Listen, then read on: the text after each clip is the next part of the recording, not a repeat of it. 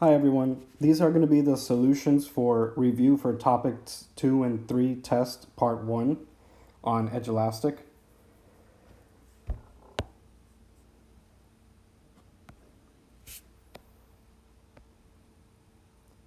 Alright, let's look at number 1. Number 1 says, Ania has repeatedly stenciled the triangle shape shown on her bedroom wall. So you can see we have a triangle and all 6 parts are actually labeled here. It says her best friend Daniela wants to copy the exact same shape on her bedroom wall. Which statement has sufficient information about the triangle for Ania to give to Daniela to guarantee Daniela will have the exact same triangle? So the spirit of this question is trying to get you to notice which triangle shortcut is being used here. So let's look at the different options. Option A says, construct a triangle with angles whose measures are 33, 42, and 105. So if Ania constructed a triangle with these angles, it would not be guaranteed that it would be the same as the given triangle in her friend's room, because the information given in option A is just 3 angles. And we know that if you know the 3 angles of a triangle, that doesn't mean, if you know the 3 angles of 2 separate triangles, that doesn't mean that they're going to be the same size, that they're not going to be congruent. Okay, let's look at option B, so we can delete that one. Option B says, construct a triangle with sides of measure 22 inches and 27 inches, where the included angle is 105. So if I can highlight it in the picture, it's basically saying this angle right here, and then this side and this side. And that's actually correct. If Daniela copied that angle, 105, and those 2 sides, 27 and 22, and then she just connected the 2 endpoints of those 2 green sides, then that would guarantee that the triangle she made will be the same. And the shortcut that applies here is a side angle side shortcut, because we got this side, this angle, and this side. Okay, I'm not going to go through the rest of the options. So B is the answer here. Okay, next question.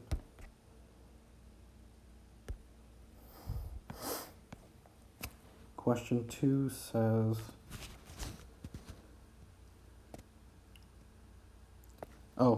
question 2 is, this is like, we're going to omit this question. Okay, it doesn't make any sense. It's like a part of this question here. It doesn't make any sense. So let's go to question 3. Question 3 says, triangle ABC and triangle DEF are plotted on the coordinate plane shown.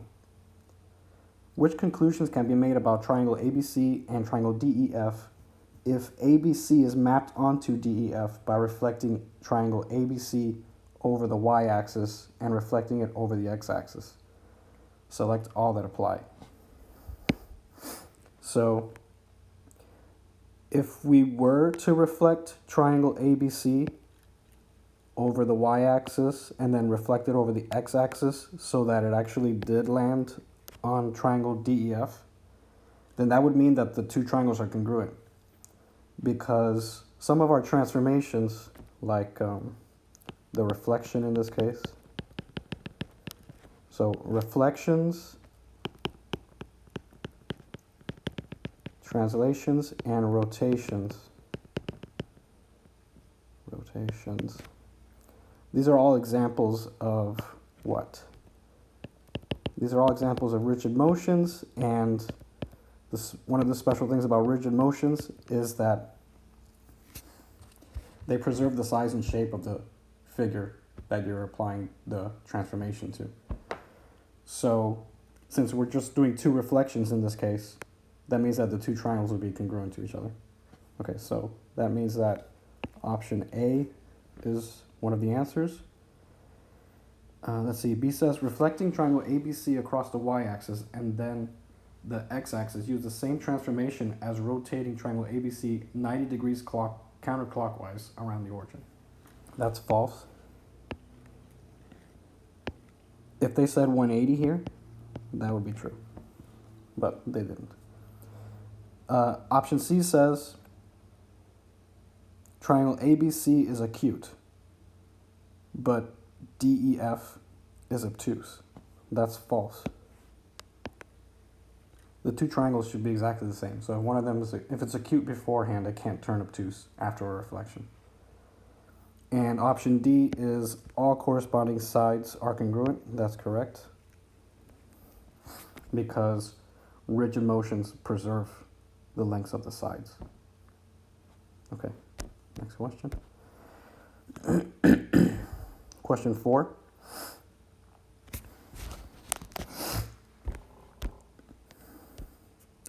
This one requires adding an auxiliary line to help us solve this problem. So here they're asking for the measure of angle XYZ. XYZ is this angle right here. Okay, so what we're going to have to do is add a line that goes through the point Y and is parallel to the other two. So I'm going to add a line here that goes through Y and is parallel to the other two, M and N. Okay, and I'm going to go ahead and call this angle 1 and this angle 2 here, just to make it easier to refer to the angles. So if you notice, this line M that I just highlighted in blue and this line that I just drew that I'm highlighting in blue, those two are parallel and they're being cut by this line XY, which is a transversal. So that actually makes this angle 42 alternate interior with angle 1. So that means that angle 1 is 42 degrees. Okay, now on the other side of the picture, this angle right here in red is alternate interior with angle 2.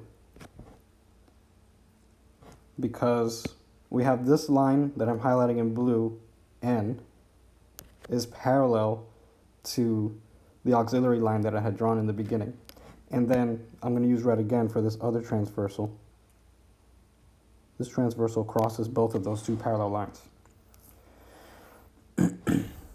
Okay, so if we can manage to figure out what this angle is, then we'll know what angle 2 is. Okay, so what's the measure of this red angle? Well, the whole way around from below point Z down here all the way across to the other side of the line is 180 degrees. And we already know that there's 144 degrees in the yellow portion that I'm just highlighting right now. Okay, so if we want to figure out what the red portion is, then we're going to do 180 minus 144, which is 36 degrees. So this angle right here is 36 degrees, where the question mark is pointing to. So that means that angle 2 is also 36 degrees. So we can write in 36 degrees up here. And then, finally, to answer the question, they want to know what XYZ is. XYZ, that's highlighted in purple. XYZ is the total of these two angles that we just figured out together. So we're going to add those two together to figure out what angle XYZ is. So measure of angle XYZ is equal to 42 plus 36, which is 78 degrees. So right there. Okay, next question.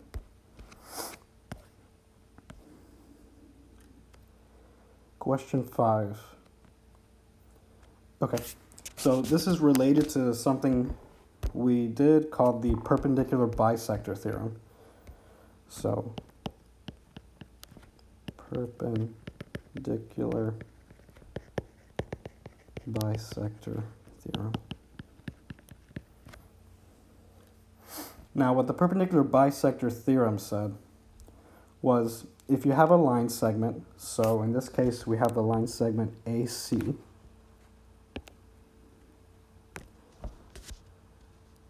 and you have its perpendicular bisector, in this case BD, which I'm highlighting in red, then any point on the perpendicular bisector, so let's take this green point in particular, where B is, point B. Point B is the same distance away from A as it is to C. So this distance here should be the same as this distance BC.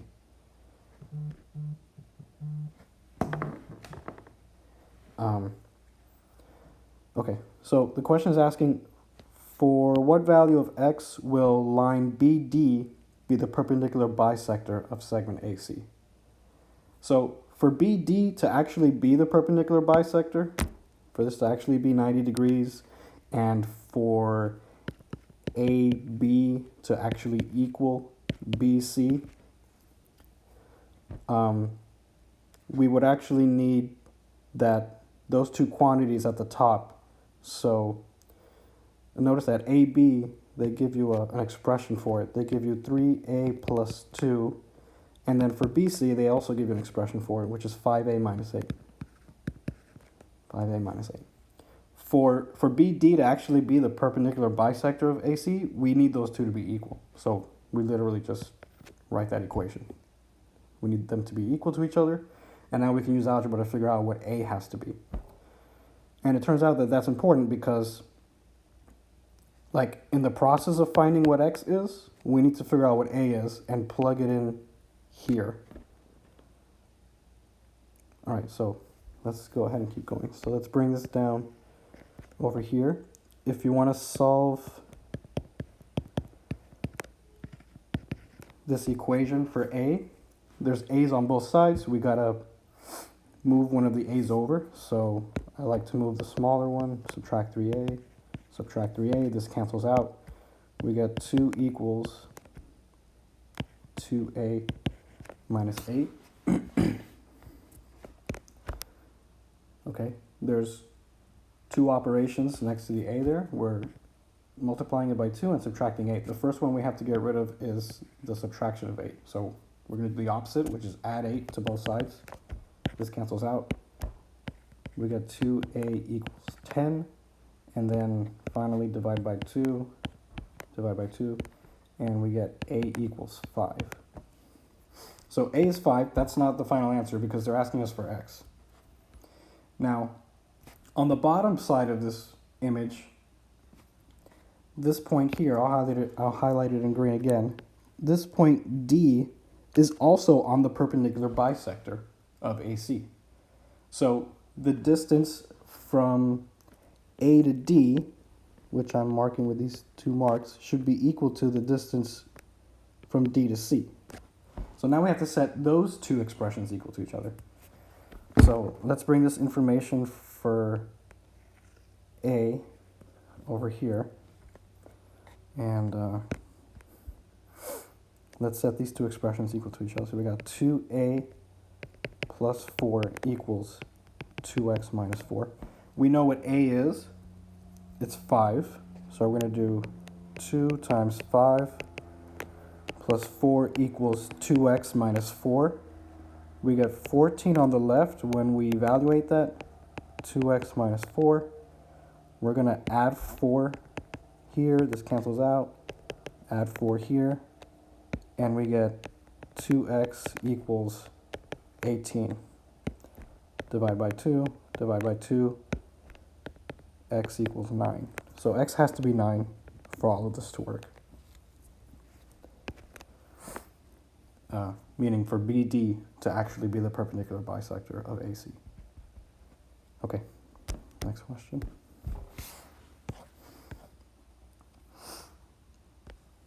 Number 6. In the diagram below, AB is parallel to DEF.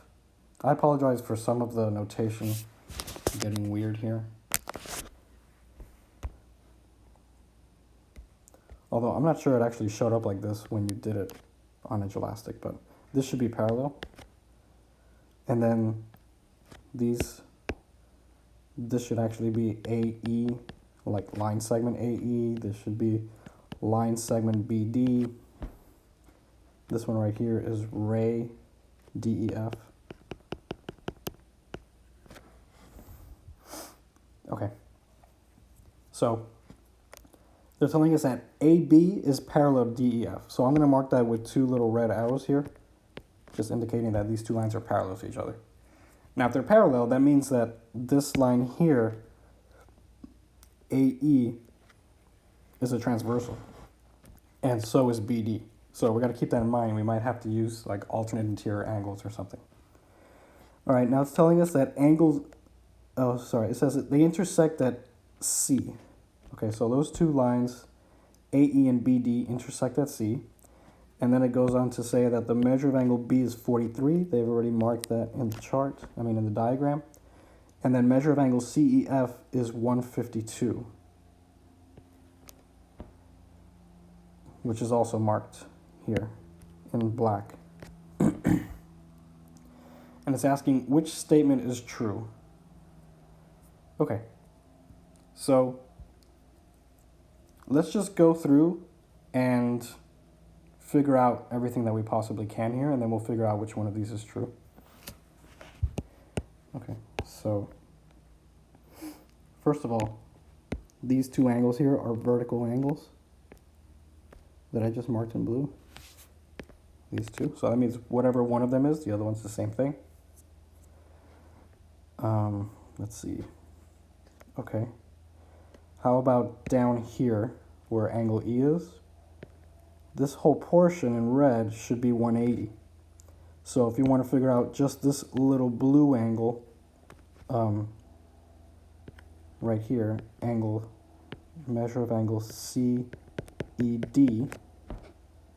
if you want to figure out what that is, you would do 180 minus 152, which is 28. Okay, now that little blue angle we just got, that's 28 degrees. That one is alternate interior with this other angle all the way up on the top left, angle A. Okay, so that's also going to be 28. So, and if you're not sure why, it's because AB, this red line, is parallel with DEF, this other red line down here that I'm currently highlighting in red. And line segment AE, which is already highlighted in blue, is a transversal.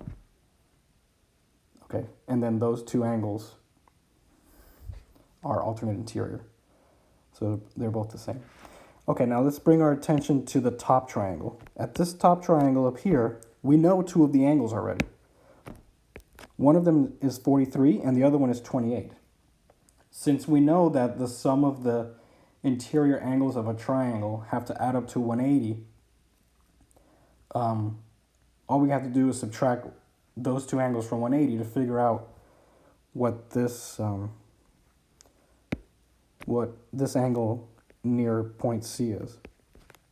Okay, so if you want to figure out, and let's give that angle a name, so let's do it down here. Measure of angle ACB.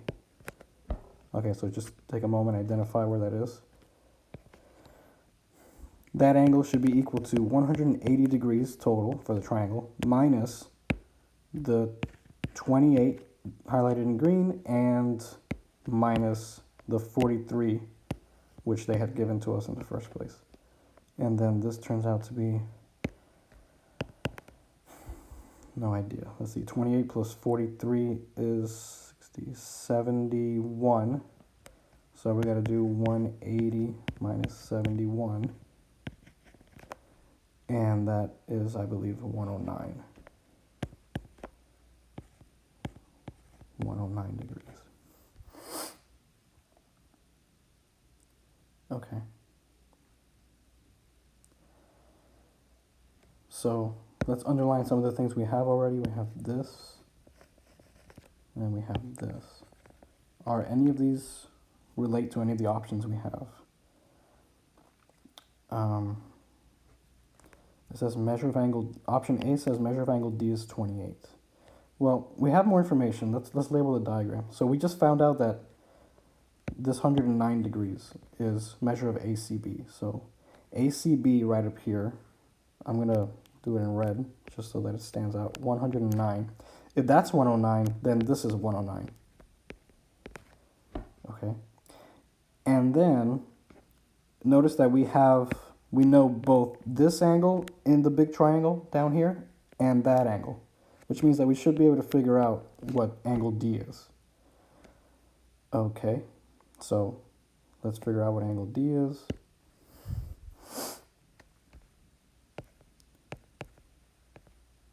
Measure of angle D.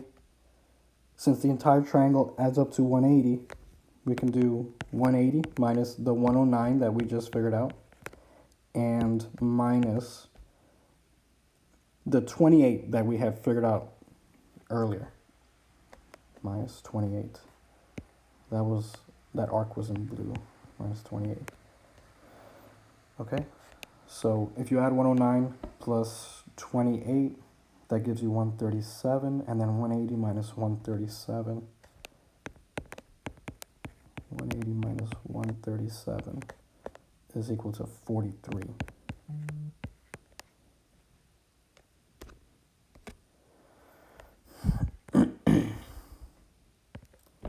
143. That's funny. Acuna just sent a message. It's coming, Acuna. It's coming. All right. 180 degrees minus 137 is equal to 43. Okay, so is that the one? Let's see. Measure of angle D is 43. They're saying measure of angle A is 43. Okay, well, we can eliminate option B. Option B claims that measure of angle A is 43, right here. But we already found that it's 28, so we can eliminate this. Let's look at option C. ACD is 71. Okay, we haven't done that yet. And actually, I'm realizing that we can already eliminate option A. So if you look at option A really quick, I think the answer is C, but let's look at option A. Option A says measure of angle D is 28. So we just found measure of angle D at the very bottom in black down here. And we said it's 43. So option A is false. All right, let's look at option C. Option C says that measure of angle ACD is equal to 71. So where's ACD? ACD, let's get our purple. ACD is this angle right here. Okay. Well, let's take the black and let's go this way. This entire angle all the way around is 180 degrees.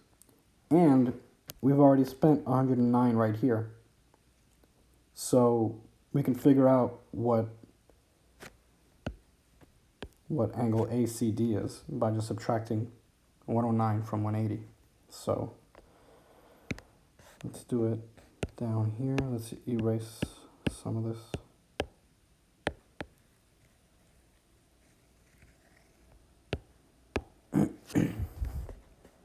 So let's do it in purple. So measure of angle ACD is equal to 180 total minus, it's in red, so let's show it in red, minus 109 is equal to 71. Okay, so measure of angle ACD is 71. So that's this one right here. I didn't remember what the answer was ahead of time, but you can see how many different things you can figure out. And if this was a select all, that would come in handy, being able to figure out all these different angles. In this case, they're just asking for which one is true, which is C. Okay. All right, next question.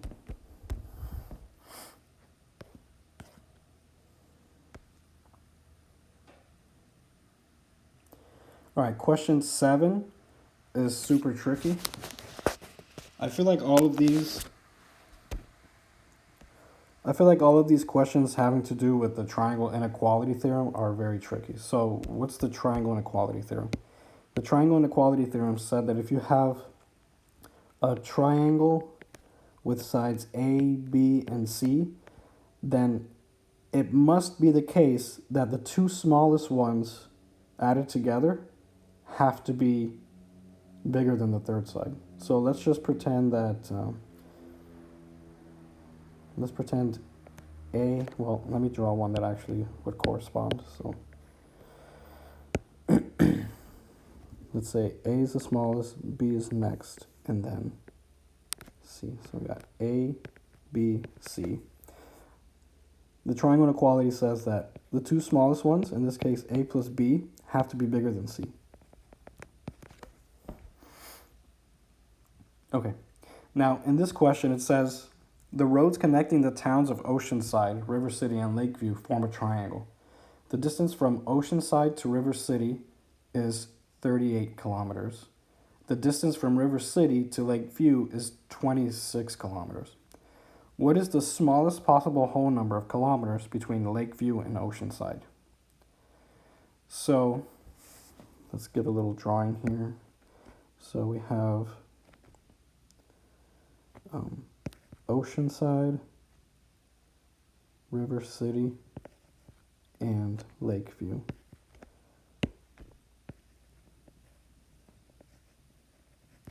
They tell us Oceanside to River City is 38 kilometers.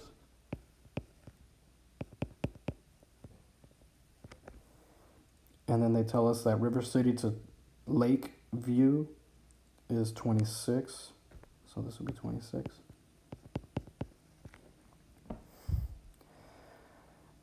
What is the smallest possible whole number of kilometers between Lakeview and Oceanside?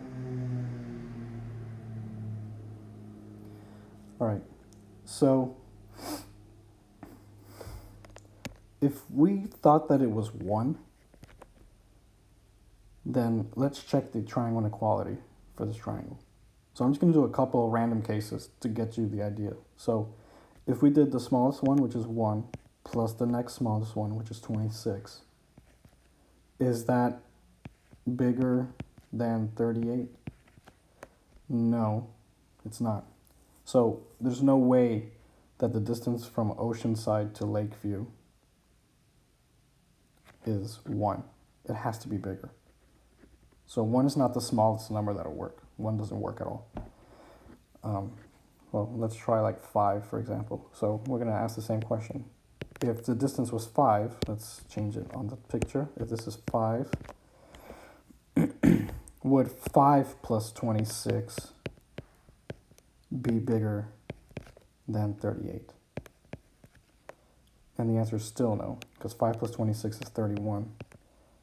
31 is not bigger than 38. Okay, so I think you're starting to get the point. We have to increase that distance until we actually get a number bigger than 38.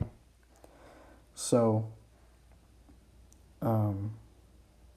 what you're going to do is you're going to do 38 minus 26. That gives us 12. So 12 miles would make it equal. So we need to add 1 more mile. Notice that it says whole number. Sorry. So up here it says, what is the smallest possible whole number? Like you could say 12.1 would work. But they want the smallest possible whole number. So that would be 13. So the answer is 13. And let's just check it. So if you did 13 plus 26, and the question is the same, is that bigger than 38? 13 plus 26 is 39, and that's bigger than 38. So 13 is the smallest number that will actually work. Anything smaller doesn't work. Okay, next question. Question 8. The figure shows triangle ABC, segment DE connects the midpoints of the respective sides AB and BC. Which of the statements about the figure is false? Okay, so if you don't recognize it, this is a question about a triangle midsegment. So a midsegment is defined as going from the midpoint of one side to the midpoint of the other side. And they told us that D and E connects the midpoints. So we know for sure that this is a midsegment, that the blue segment is a midsegment. And then there was a couple of properties that were true about midsegments. The first one is that DE is exactly half of the remaining side, which is AC. What I mean by the remaining side is that these other two sides, let's do it in purple. These other two sides are the two sides that the midsegment connects. Right, the blue line connects those two purple sides. The third one is the one that the midsegment has a special relationship with. That being that DE is half of AC. The other thing is that DE, let's keep the colors. DE is parallel to AC. So those are the two things that we know about midsegments. Okay, so let's read the options. Option A says DE is parallel to AC. That's true, which means it doesn't answer the question because we want to know what's false. Okay, so A is true, it doesn't answer the question. Option B says 2 times DE is AC. Okay, so that's another way to write what I wrote up here. So let's draw an arrow. So option B right here, it's related to this, except it's saying it kind of backwards. It's saying that 2 times DE is equal to AC. And that makes sense if you look back at the diagram. How many DEs would you need to make AC? Well, DE is half as big as AC. So you would need 2 DEs, which is why this statement over here says 2 DEs is the same thing as 1 AC. Okay, now that's a true statement, so that doesn't answer the question. Okay, so let's get rid of these. Let's erase this check mark before I confuse everyone. Okay. Let's skip C. C is the answer, but it's going to need a little bit of an explanation. Let's look at option D. Option D says that BE is equal to EC. So if we come up here and we can use red, BE is congruent to EC. That's true because they told us E was a midpoint. And so by definition, those two segments have to be congruent to each other. So, okay, so option D is also true, which means we can rule it out. And now we have to try to figure out what option C is saying. So let's write option C in a more math-friendly way. Option C says that BD divided by DA should be the same thing as AC divided by DE. All right, well, let's look up at the diagram. BD is, notice that it's the same as DA. So actually, the top part of this fraction is the same as the bottom part of this fraction, BD and DA. So what does that say about that fraction? It means that the value of that fraction, since the top and bottom are the same, it means that it's going to be 1. Kind of like how if it was 3 over 3, that would be 1. If it was 10 over 10, that would be 1. So the left-hand side of this thing is 1, since we know that those two line segments are congruent to each other, because D is the midpoint. Okay, and then AC over DE. AC over DE. Well, we know the relationship between AC and DE. AC is twice as big. So AC and DE are in a ratio of 2 to 1. So So what does that mean? So for example, like at the end of the day, it's going to be 2 over 1, but I'll get to that, why it's like that in a second. In case you're not sure why that's 2 over 1, you could just try some test values. So for example, let's pretend that AC was 10. Then what does DE have to be if it's half? Since DE is a mid-segment, it has to be half as much. So it would have to be 5. And then if you go ahead and actually check what is AC over DE, you would plug in 10 over 5, and that is 2 over 1, which is what I claimed over here. So this is saying that 1 is equal to 2, which is false. That's not true. So this relationship here is false, which answers the question.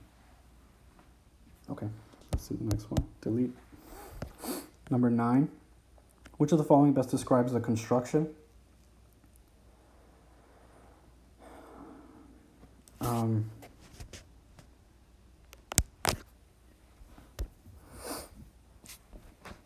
All right, so what was done here is you're given AB, and we're trying to copy the length. So what you would do with a compass is you would take the needle of the compass, put it down at A, and you would take the pencil part and put it down at B.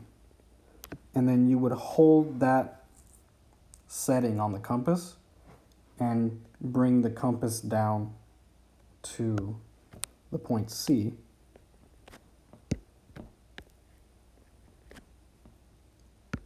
And then just put the pencil down somewhere over here, and then you would rotate the compass. So you would create the circle going upward this way and downward this way. Okay, so any of the points, now they only showed D, like they only showed this line segment here that I'm highlighting in this thicker black.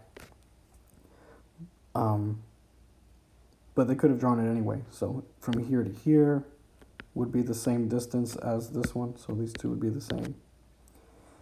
What we're doing is we're just copying the length of the line segment using the compass tool. So what they're showing is that AB is congruent to CD, which is option C. Again, we know how to construct these, the midpoint of a line segment. To construct the midpoint, you have to construct 2 circles around the endpoints of the line segment, but that's not even close to happening here. This is similar, midpoint. And then this is not true. They kept the same compass setting, which means that they have to be the same length. Okay, next. Number 10. A student is working on a geometric construction. If AD is drawn, what geometric construction is shown? Okay, so this one was a bit easier than the ones we had previously. This one they're just asking you what happens if you draw this line. And I think you guys can pretty easily see that AD bisects the angle, the original angle that was there, which was BAC. So this is an angle bisector. Okay, next question.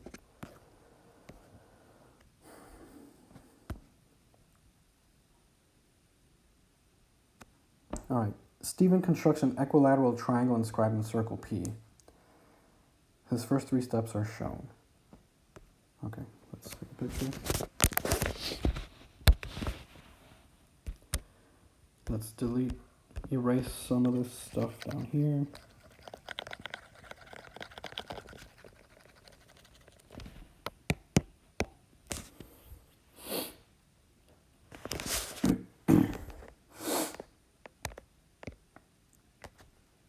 All right, Stephen constructs an equilateral triangle inscribed in circle P. His first three steps are shown. Okay, so it's actually that's what he's trying to do. He's trying to do this. It's not that he's done it already. All right, step one in his construction is he creates a radius PQ using a point Q on the circle. Okay, well, first of all, we have circle P given in the first statement. So circle P. He creates radius PQ using a point Q on the circle. Now, on the circle means on the edge of the circle. So let's draw the circle in black.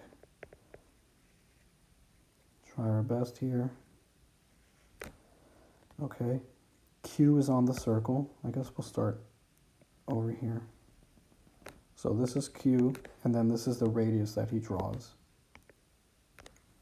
All right.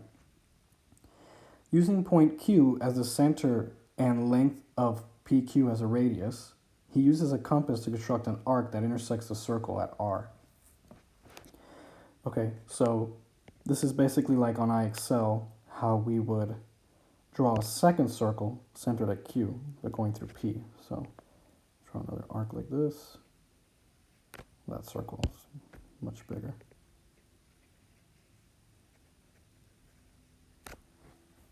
Okay. So all he says is that he constructed the arc. Now I drew a full circle, but he would have just drawn a partial circle. Okay, and then the next thing it says is using point R as the center. Oh, sorry, so let's label it. So he says he uses a compass to construct an arc that intersects the circle at R. So we have this new point of intersection up here, R. You could have marked this one at the top or this one at the bottom. It's up to you.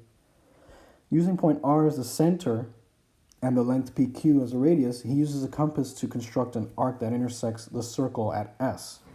So now, notice we got this radius here from P to Q that I'm re-highlighting with red. And now we're going to have this as a new radius of a circle centered at R. Notice that it's the same amount. It's the same radius as the other one. So what I'm saying is this is congruent to this. And he says he creates a new circle centered at R. So let's draw a new circle centered at R and going through the center P.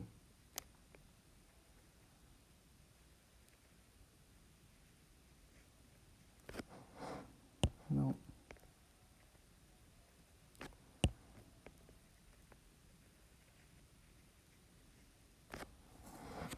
Okay.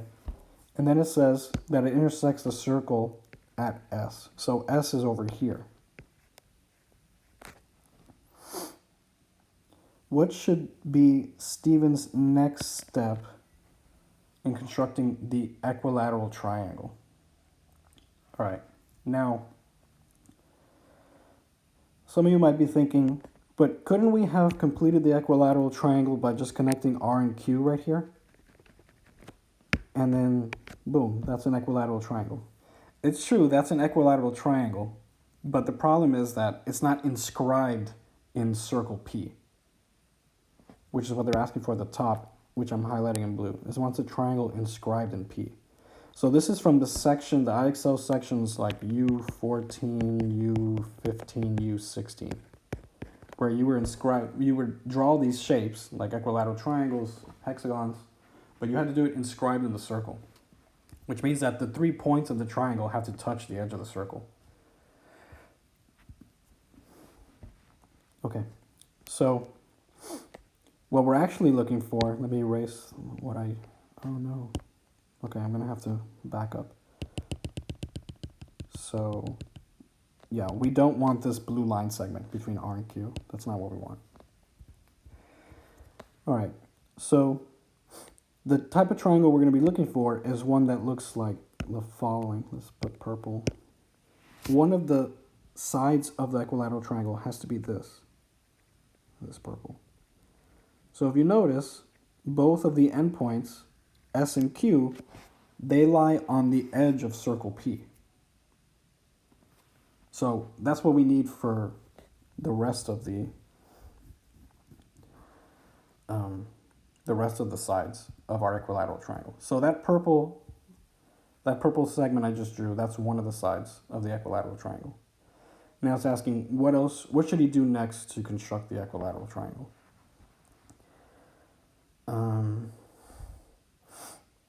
So option A is actually what I just discussed, which is if he connected Q, R, and S. Actually, it's not exactly what I just discussed, but if it's kind of partially, like if you connected Q and R, that would be this here that I had drawn previously. That's not going to work. Okay, so option A is not correct. So let's go to the correct choice. Let's see, was it C? C says construct an arc intersecting the circle by using point S as a center and length PQ as a radius. I think that's the one. Option D says construct an arc intersecting the circle by using point P as a center and the length PQ as a radius. Okay, option D is not going to work at all. It's not even going to add anything new to the picture. Option D says construct an arc intersecting the circle by using point P as a center. That's this, which we've already done with radius length PQ. That's the same circle that's already there. Option D is not going to add anything to the picture. So the answer is option C. So let me try to draw out why that's the answer. So option C says construct an arc intersecting the circle by using point S as the center. So what's happening is we keep drawing these circles going around using the new points that we got. So notice this was the first circle we drew. This second circle we drew centered at Q. This third circle we drew centered at R, which was a point that we got after we drew circle 2. And now option C says to draw a fourth circle centered at S. Okay, so notice that this is a radius right here. This is also a radius. Okay, so S has to go around that point. So S is going to be something like this. Okay, so we get this new point right here. We'll call it, what letter is not used yet? We'll make up the letter. This is T. And then you're going to draw another circle there. So that's just the next step. That's the answer. That's the next step.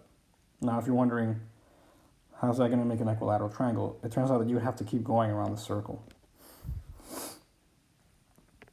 Okay, so you would have to draw, this is a radius again.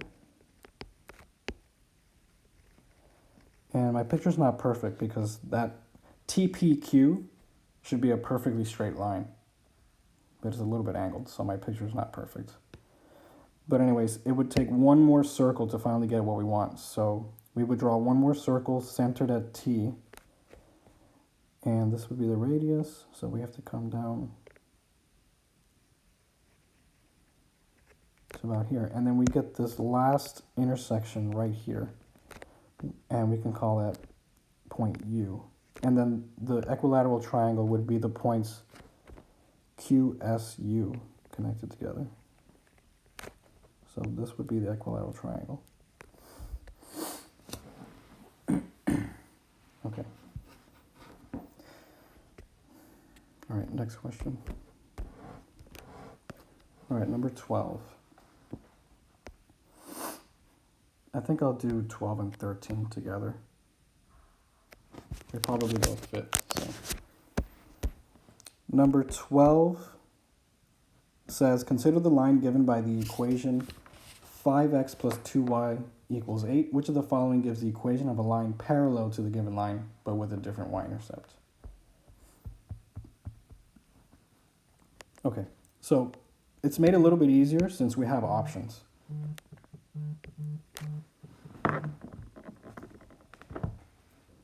Since we have options, we can easily identify what the slopes are for these options.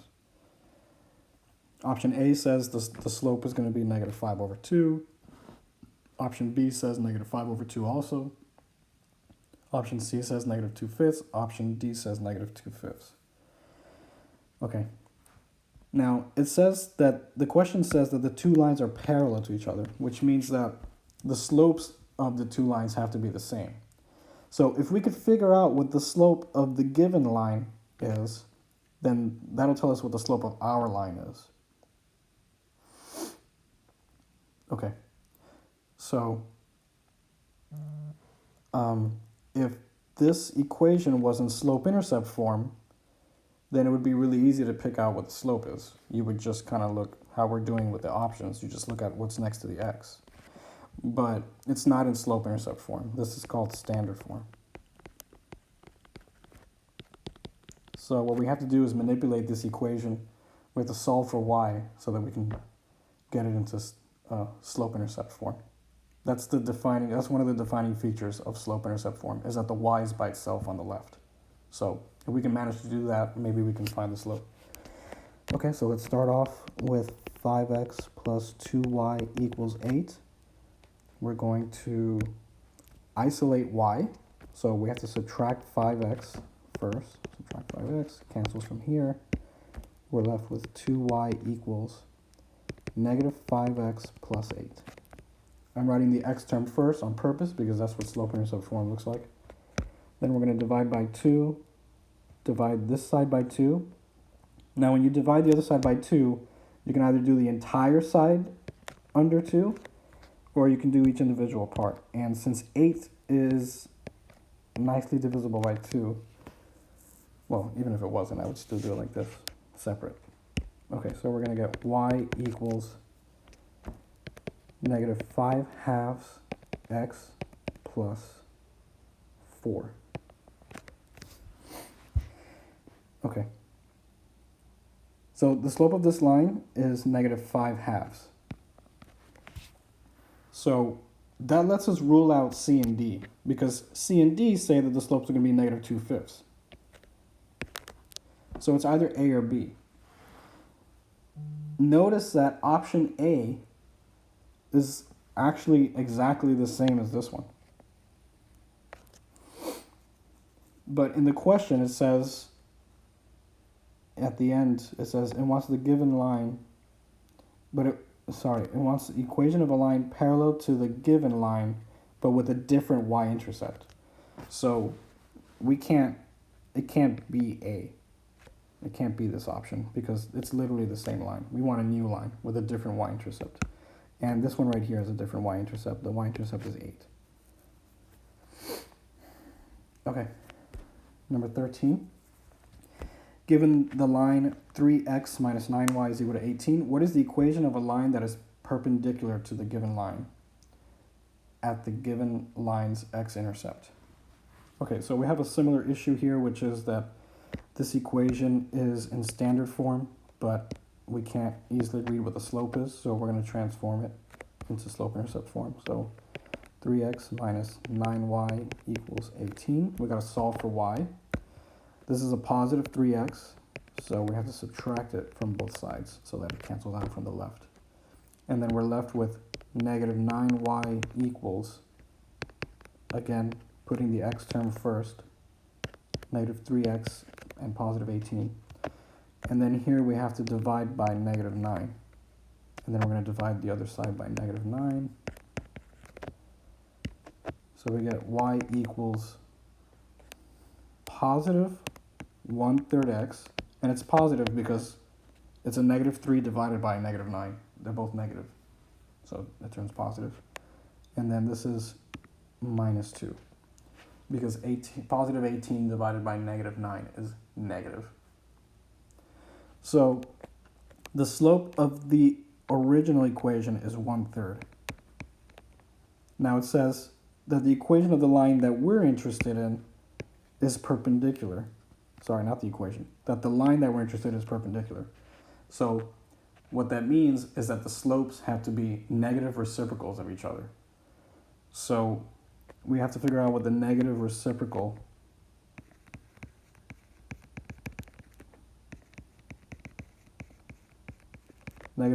of 1/3 is.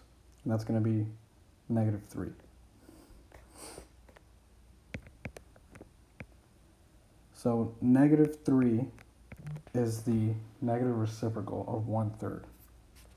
Now, if you look at the options, we can already eliminate two of them. It's not going to be A or B because those are saying that the slopes of our new line should be 1/3. But we know it should be -3. Now we just have to decide between C and D. So what other information were we given? It says, I'll start from the beginning. It says, given the line 3x minus 9y equals 18, what is the equation of a line that is perpendicular to the given line at the given line's x-intercept? So that means that it wants, our new line has to pass through the original line's x-intercept. Okay, so that means we have to know what the x-intercept of the original line was. Okay, so let's do that over here. Okay, so one way to find the x-intercept is to plug 0 into the y. The easiest form to do that in is actually in standard form, which is what we were given originally. So I'm going to go ahead and rewrite the original form of the line, of the original line. And then what's special about the x-intercept is that the height is 0. That's when it crosses the x-axis. So that means that the height is 0, so we can literally plug in 0 for y. And then figure out what x is. Okay, so luckily this goes away because 9 times 0 is 0. So we're left with 3x equals 18. Divide by 3, divide by 3, this cancels out. X equals, my bad, this should be 18. So this is 6. So the x-coordinate of our new line, the x-coordinate of the x-intercept is 6.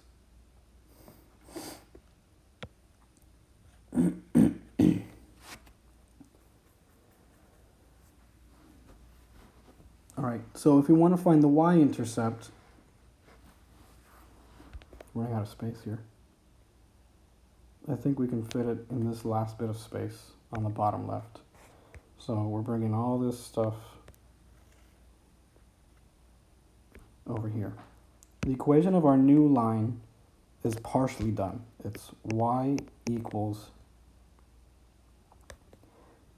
m, which is -3 x plus b. So we need to figure out what b is.